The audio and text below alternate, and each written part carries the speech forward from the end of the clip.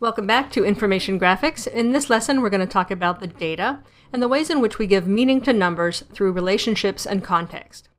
Numbers by themselves have no meaning. There has to be a context or a relationship.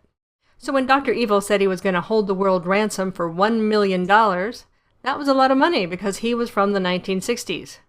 But in the 1990s, it wasn't such a big threat.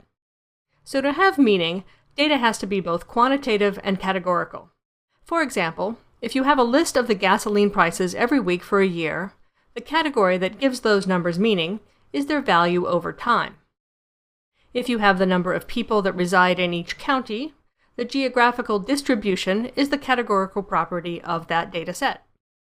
If you know the market share of a particular company, that number is only relevant when compared to other companies' shares. So when you're working on information graphics, these are the types of things you want to look for to discern the message in your numbers. There always has to be a relationship between one set of numbers and another category of information. Let's have a look at some examples. Your data may examine a trend. Here's a simple line chart that gives shape to the numbers over time. You can see at a glance that the trend is upward or higher prices over that time period. Here's a group of line charts that do the same thing, but since there are multiples, we can also compare the information between the different countries represented. The message in your data could be about a superlative, that is, the best, the biggest, the highest, the longest, etc. In this graphic, it's pretty straightforward. The Empire State Building is really tall, but it's less than half the height of a new building in Dubai, so that gives it context. This chart is similar, but it compares the length of Wales, again giving context to our notion of size. Sometimes you'll want to make a graphic about something new. Here, the relationship is implied. The new thing is different and newer than the old thing.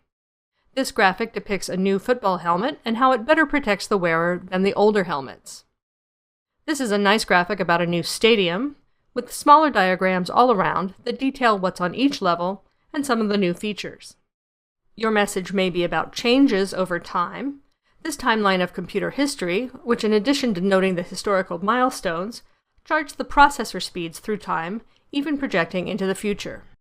This is a fun history of the iPod, which also features some pretty interesting statistics. This one alone, an increase of 33,600%, is mind-boggling. Data can have meaning when paired with geography. If you're contemplating a move to the Washington, D.C. area, this graphic shows you which neighborhoods are more affordable and what kind of salary you'll need to buy a house in the nation's capital. This map tells the story of housing foreclosures in Jacksonville, Florida, and even debunks the notion that foreclosures are limited to undervalued properties. This may be useful to homeowners in the area who are wondering about their own property values. Another thing you want to keep in mind when working with data is the quality of that data. That means it should have a context or relationship to give it meaning, as we've just seen. You also want your information to have integrity. You want to get your data from a reputable, reliable, unbiased source. Your graphics are only as good as the numbers on which they're built.